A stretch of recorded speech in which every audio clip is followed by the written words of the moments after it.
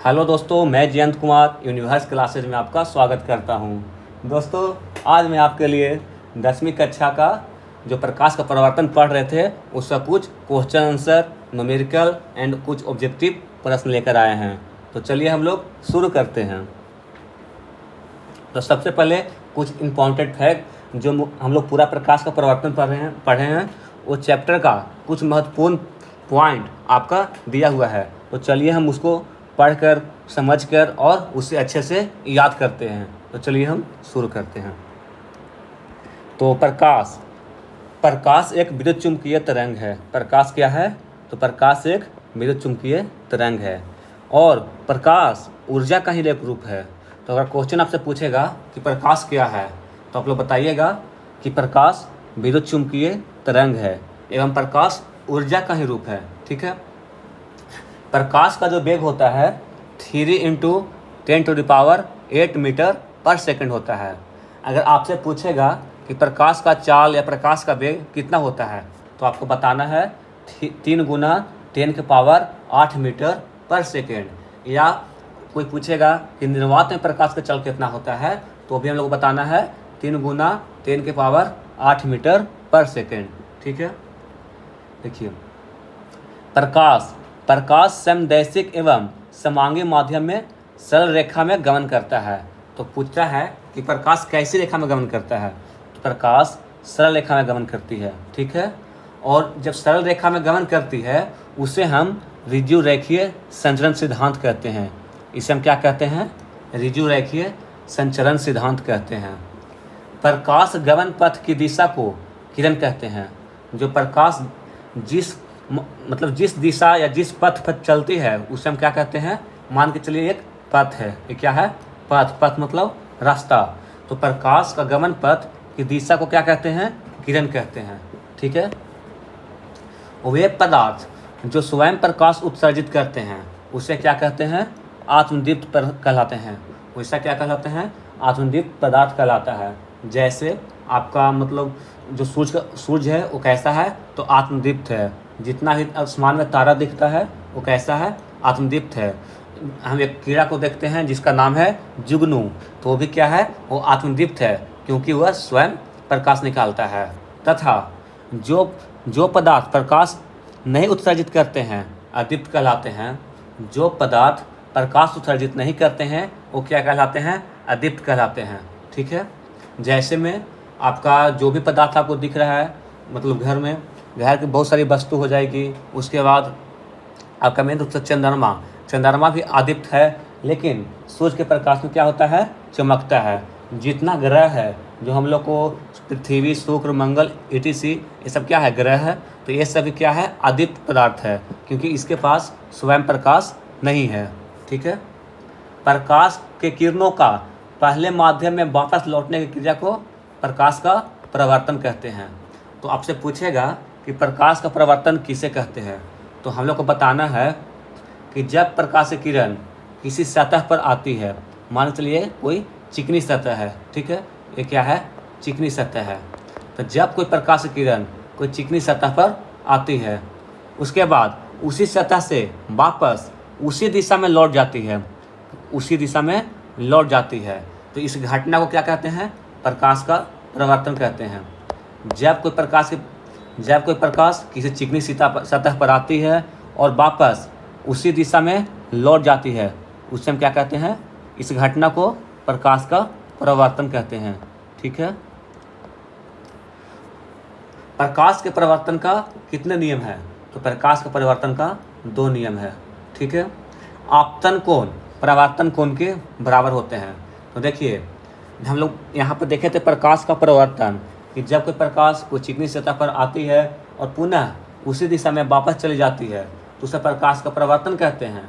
और इसका नियम 2 था कि पहला नियम था कि आपतित किरण, परावर्तित किरण और एक जो बीच में अभिलंब होता है, बीच में क्या होता है?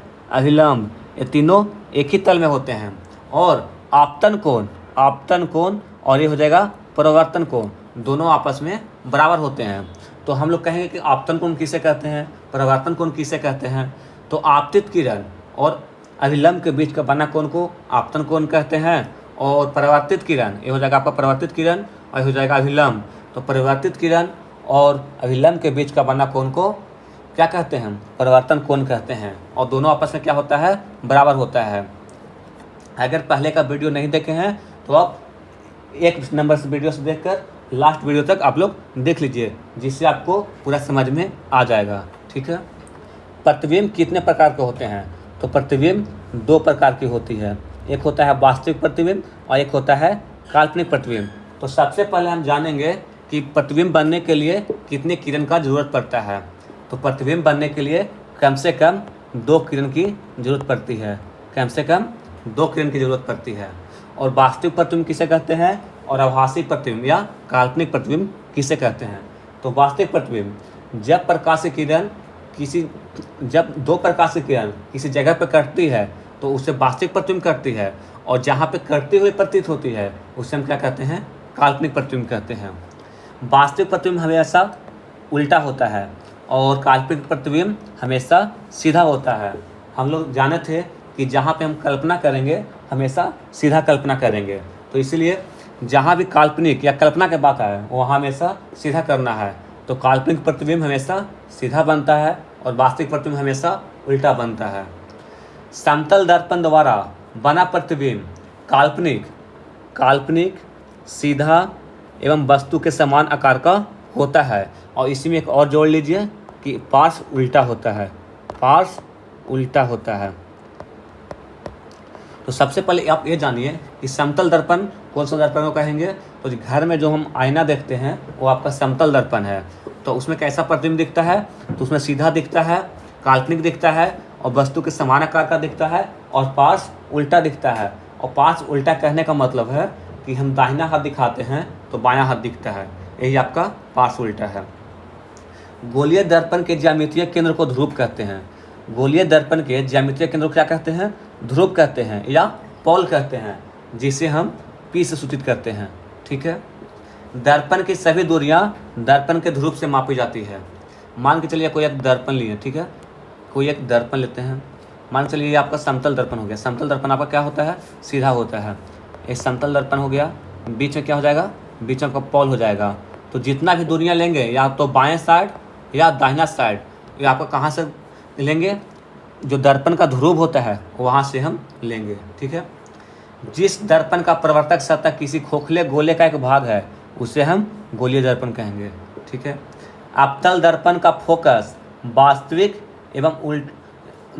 एवं उत्तल दर्पण का फोकस कैसा होता है? काल्पनिक होता है। क्यों होता है? देखिए, जो मान के चलिए एक उत्तल दर्पण लेते हैं और एक अवतल दर्पण लेते हैं, तो ये आपका क्या हो जाएगा? ये आपका उत्तल दर्पण हो गया और ये आपका अवतल दर्पण। अवतल दर्पण का ये आपका क्या हो जाएगा? ये हो जाएगा अवतल, और एक लेते हैं उत्तल। ठीक है। ये उत्तल ये आपका क्या हो जाएगा? पोल हो गया। इसमें भी क्या हो जाएगा? ये पोल हो गया। तो इसका जो फोकस होगा, फोकस दर्पण के पहले होगा। ठीक है। फोकस कहाँ होगा? दर्पण का पहले होगा। और इसका जो फोकस होगा दर्पण के पीछे होगा।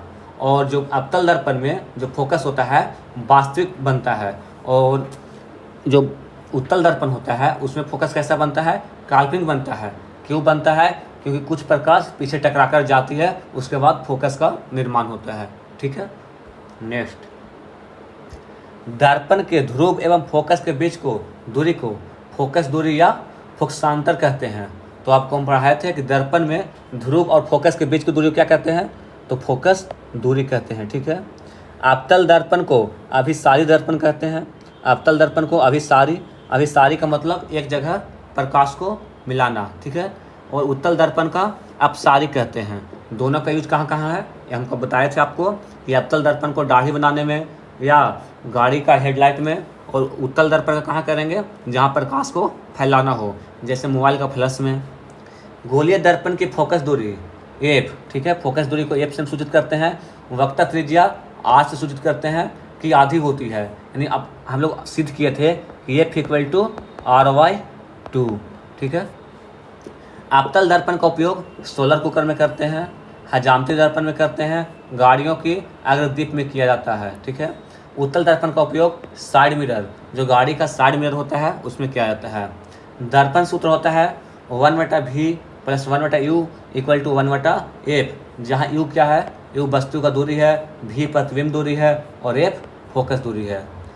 प्रतिबिंब की ऊंचाई और बीम की ऊंचाई को अनुपात को क्या कहते हैं, आवर्धन कहते हैं। हम लोग पढ़े थे कि m इक्वल टू -v/u, हम लोग ये पढ़ चुके हैं, ठीक है। आवर्धन बराबर h2/h1 या -v/u, और h1 क्या है, तो h1 यहाँ वस्तु की ऊंचाई है और h2 क्या है, प्रतिबिंब की ऊंचाई है। तो चलिए, ये आपका कुछ महत्वपूर्ण टॉपिक था, महत्वपूर्ण आपका पॉइंट था। अब हम लोग न्यूमेरिकल की तरफ बढ़ते हैं। हम लोग चलिए न्यूमेरिकल सॉल्व करते हैं, ठीक है। तो आइए, पहला नंबर क्वेश्चन, एक उत्तल दर्पण की वक्रता त्रिज्या 20 सेंटीमीटर है। तो सबसे पहले न्यूमेरिकल बनाने का नियम है कि जो आपका दिया हुआ है सबसे पहले उसको नोट करना है, ठीक है।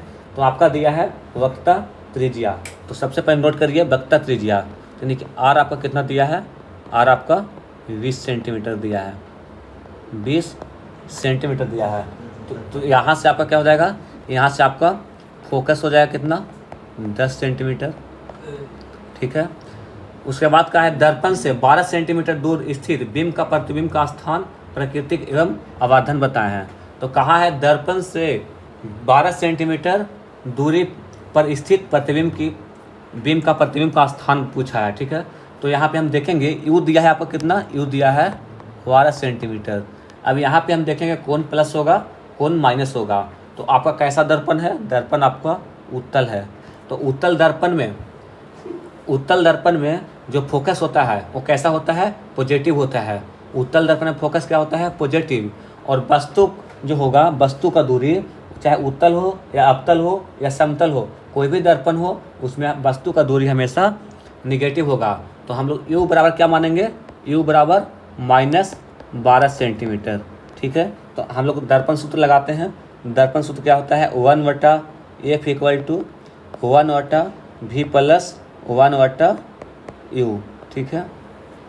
हम लोग पास दिया हुआ है फोकस दिया हुआ है और क्या दिया हुआ है, वस्तु की दूरी दिया हुआ है, ठीक है। तो हम लोग लगाते हैं f 1/10 बराबर 1/v, और यहाँ पे देखिए माइनस है, यहाँ पे प्लस, यहाँ पे क्या हो जाएगा माइनस 1/12। तो यहाँ पे क्या हो जाएगा 1/10 प्लस 1/12 बराबर 1/v। तो यहाँ पे क्या हो जाएगा, एलसीएम 60 हो जाएगा, 10 60 और 12 × 60, तो 1/v। तो यहाँ से कितना आ जाएगा, यहाँ से आ जाएगा 11/60 बराबर 1/v। तो v इक्वल टू कितना हो जाएगा 60/11 सेंटीमीटर, ठीक है। उसके बाद क्या पूछा है, आपका क्या हो जाएगा, बस प्रतिबिंब का दूरी पता चल गया कि कितना आया, तो 60/11 आ गया। और 60/11 आ गया है। तो अब ये आपको पता होगा कि उत्तल दर्पण का जो प्रतिबिंब बनता है वो दर्पण से किधर बनता है, तो दर्पण से दाहिने साइड या कह सकते हैं पीछे बनता है। तो ये कैसा होगा, हमेशा पॉजिटिव होगा, क्योंकि यहाँ पे दर्पण उत्तल है, ठीक है। क्योंकि आपको हम चिन्ह परिपाटी पढ़ाए थे। तो यहाँ कैसा बनेगा प्रतिबिंब, तो उत्तल दर्पण में कैसा प्रतिबिंब बनता है, तो हमेशा कैसा बनता है, उत्तल दर्पण में प्रतिबिंब बनता है आभासी या काल्पनिक, आभासी या काल्पनिक। और जहाँ आभासी बनेगा वहाँ कैसा बनेगा, तो वहाँ सीधा बनेगा, ठीक है। अब हम लोग क्या करते हैं, अब हम लोग निकालते हैं आवर्धन को m से सूचित करते हैं। तो m बराबर -v/u, ठीक है। तो -v, तो v का मान कितना हो जाएगा 60/11, कैसा हो जाएगा माइनस में हो जाएगा। और u का मान कितना हो जाएगा, u का मान आपका -12, ठीक है। तो काटिए, इसको माइनस माइनस प्लस हो जाएगा। तो 60/11 गुने 1/12, 12 × 5 = 60, तो कितना हो जाएगा 5/11। तो कैसा हो गया, मतलब आवर्धन कितना आ गया 5/11, और भी कितना हो जाएगा प्रतिबिंब का ऊंचाई, तो 60/11, ठीक है। और उत्तल दर्पण में कैसा प्रतिबिंब बनता है, तो उत्तल दर्पण में हमेशा आभासी और सीधा प्रतिबिंब बनता है। चलिए नेक्स्ट क्वेश्चन की ओर, अगला क्वेश्चन है, एक अवतल दर्पण की फोकस दूरी 10 सेंटीमीटर है। अवतल दर्पण है तो अवतल दर्पण का फोकस जो होता है हमेशा माइनस होता है। तो ये बराबर कितना हो जाएगा, ये बराबर -10 सेंटीमीटर। ठीक है। दर्पण के सामने 8 सेंटीमीटर की दूरी पर एक बिंब रखा गया है। तो दर्पण के सामने तो यू कितना हो जाएगा, यू हो जाएगा -8 सेंटीमीटर। तो प्रतिबिंब की स्थिति प्राकृतिक एवं आवर्धन ज्ञात करिए। तो लगाइए वही दर्पण सूत्र 1/f = 1/v + 1/u। तो एफ का मान कितना हो जाएगा, 1/-10, तो -1/10 लिख लेते हैं, बराबर 1/v, यहाँ पे -1/8। ठीक है। तो 1/v बराबर कितना हो जाएगा, -1/10 और +1/8। एलसीएम 40 हो जाएगा, 10 चौक 40 और 8 पचे 40। तो 1/v बराबर कितना हो जाएगा, 1/40। तो v = 40 और v = 40 आया है। तो यहाँ से आपको ये ध्यान देना पड़ेगा कि एक प्रतिबिंब बना है कहाँ पर। तो देखिए एक चीज़ आप ध्यान दीजिए, मान के चलिए ये आपका दर्पण है। ठीक है, दर्पण, ये आपका दर्पण है, यहाँ पे फोकस है। ठीक है, यहाँ पे फोकस है। फोकस का दूरी 10 सेंटीमीटर है। फोकस और पॉल के बीच का दूरी 10 सेंटीमीटर है और वस्तु का दूरी 8 सेंटीमीटर है। और दोनों हम दूरी मापते हैं कहाँ से, तो पॉल से मापते हैं। तो यहाँ तक दूरी आपका 10 सेंटीमीटर है और यहाँ तक दूरी 8 सेंटीमीटर है। तो हम लोग कह सकते हैं कि जो वस्तु का स्थिति है वो वस्तु का स्थिति कहाँ रखा हुआ है, तो फोकस और पॉल का बीच में, फोकस और पॉल के बीच में। तो जब फोकस और पॉल के बीच में रखते हैं तो इसका प्रतिबिंब कैसा बनता है, तो इसका प्रतिबिंब आभासी बनता है, आभासी, आभासी और सीधा बनता है, सीधा बनता है और वस्तु से बहुत बड़ा बनता है, वस्तु से बहुत बड़ा, वस्तु से बहुत बड़ा और दर्पण के पीछे बनता है, दर्पण के पीछे, पीछे। इसी दर्पण का उपयोग हम लोग हजामत बनाने के लिए करते हैं, क्योंकि हम फोकस और ध्रुव के बीच में कोई वस्तु रखते हैं। ठीक है। तो यहाँ पे प्रतिबिंब बन रहा है, मान के चलिए प्रतिबिंब इधर बन रहा है, इधर प्रतिबिंब बन रहा है, तो आपका कैसा हो जाएगा, जो प्रतिबिंब का दूरी प्लस हो जाएगा। तो यहाँ से आप आवर्धन निकाल लीजिए, आवर्धन m = -v/u। ठीक है। तो -v कितना हो जाएगा, -40/u का मान -60 -8। तो आवर्धन कितना हो जाएगा, 5। यही आपका आंसर हो जाएगा। ठीक है। नेक्स्ट क्वेश्चन, अगला क्वेश्चन है, किसी गोलीय दर्पण के सामने 0.15 मीटर की दूरी पर किसी वस्तु का प्रतिबिंब दर्पण के पीछे 0.6 मीटर की दूरी पर बनता है, तो दर्पण की फोकस दूरी क्या होगा और दर्पण कैसा होगा। तो देखिए यहाँ पे किसी गोलीय दर्पण, यहाँ पे आपका फोकस दूरी कितना दिया हुआ है, किसी दर्पण के सामने 0.15 मीटर दूरी पर रखे किसी वस्तु का प्रतिबिंब 0.6 मीटर बनती है।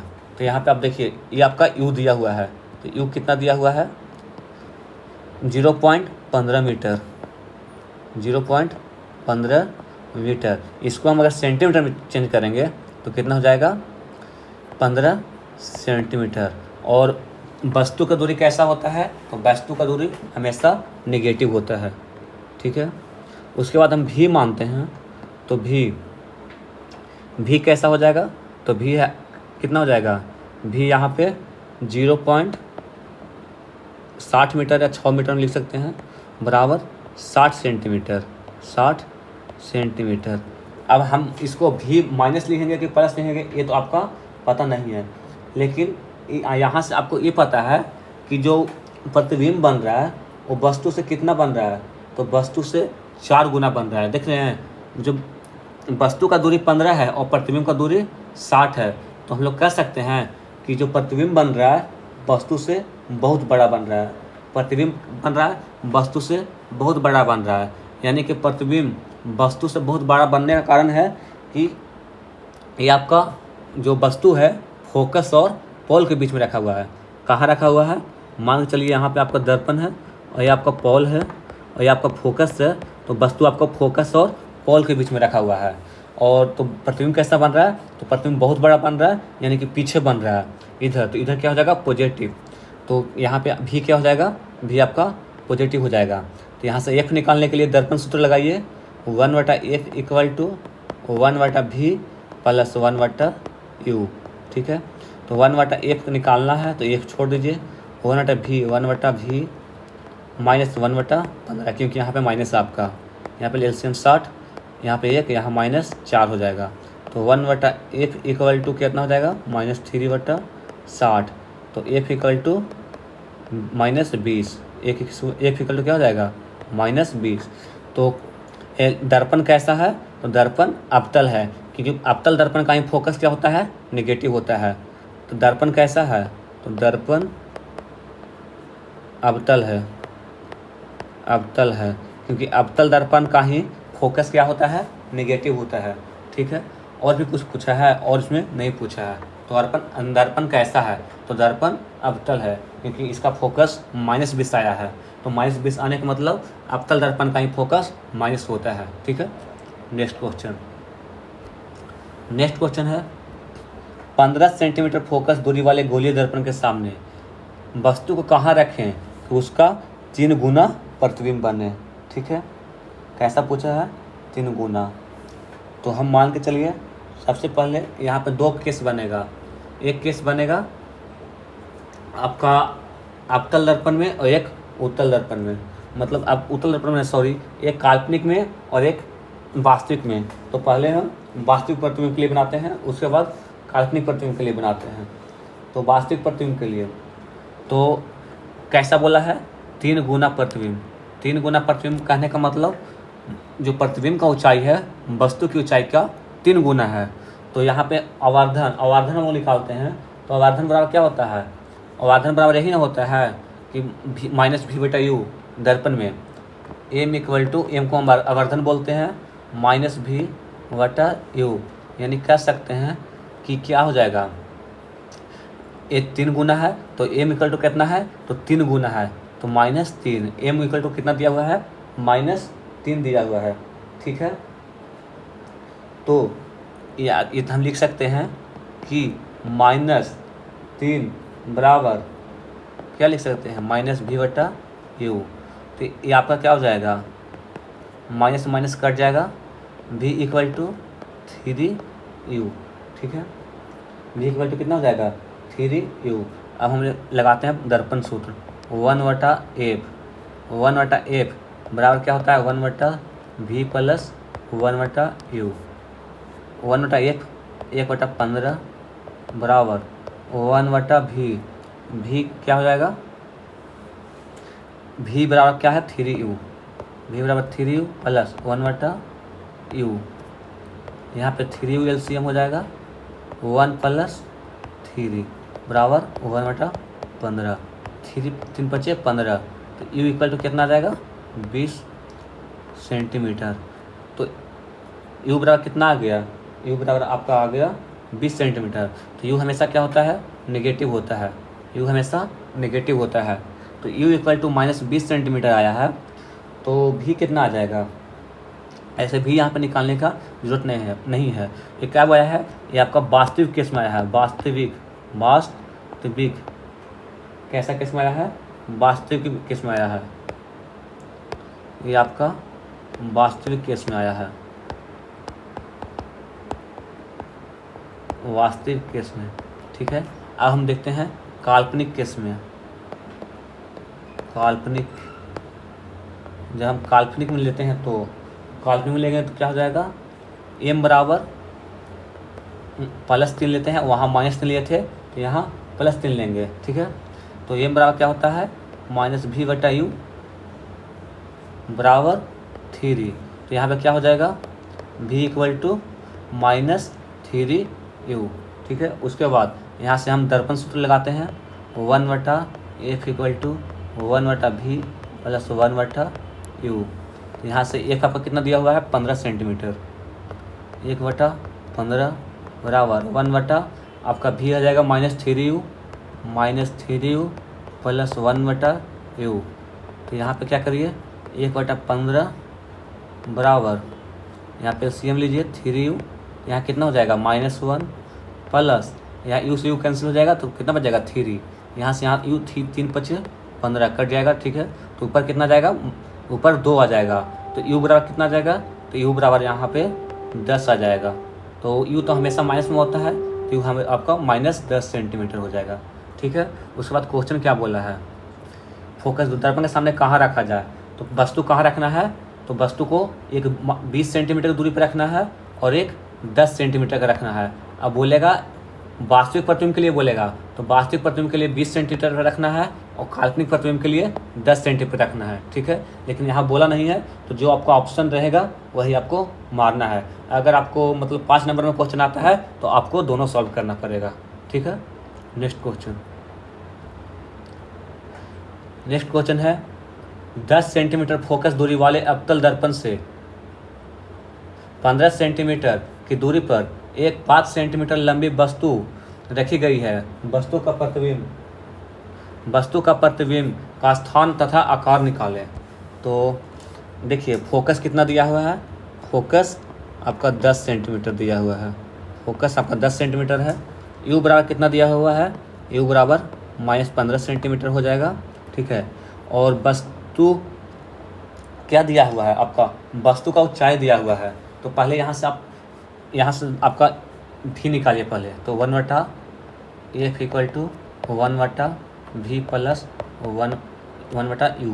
तो 1/10 बराबर 1/V माइनस 1/15 हो जाएगा। तो ये क्या हो जाएगा, 1/10 प्लस 1/15 बराबर 1/V।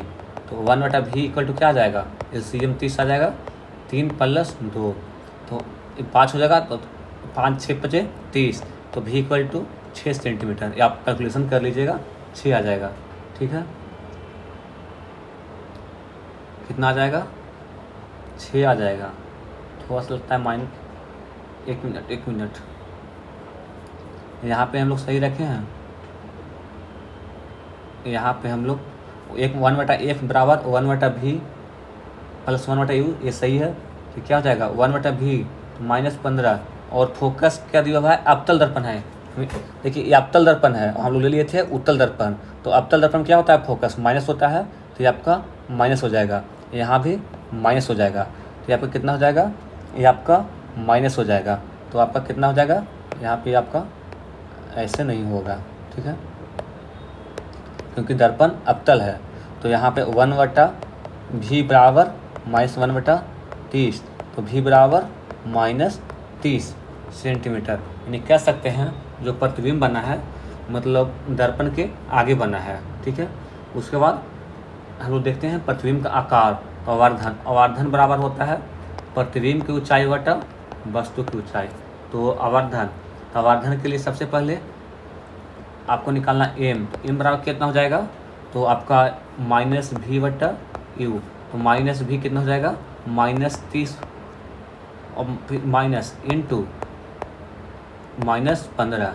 तो ये आपका कितना हो जाएगा, माइनस कैंसिल, तो m = 2 हो जाएगा, ठीक है। 2 क्या हो जाएगा, 2 माइनस में हो जाएगा, ठीक है ना। उसके बाद क्या होता है प्रतिबिंब का ऊंचाई, m बराबर क्या हो जाएगा, H2/H1। तो m का मान दिया हुआ है -2 बराबर H2 कितना आया हुआ दिया हुआ है, H2 मान लेते हैं, और H1 दिया हुआ है 5 सेंटीमीटर। यहाँ पर देखिए 5 सेंटीमीटर लंबी वस्तु। तो H2 = कितना हो जाएगा, -10 सेंटीमीटर। तो -10 का है का मतलब प्रतिबिंब कैसा बन रहा है, उल्टा बन रहा है। अगर सीधा बनता तो प्लस में आता, ठीक है।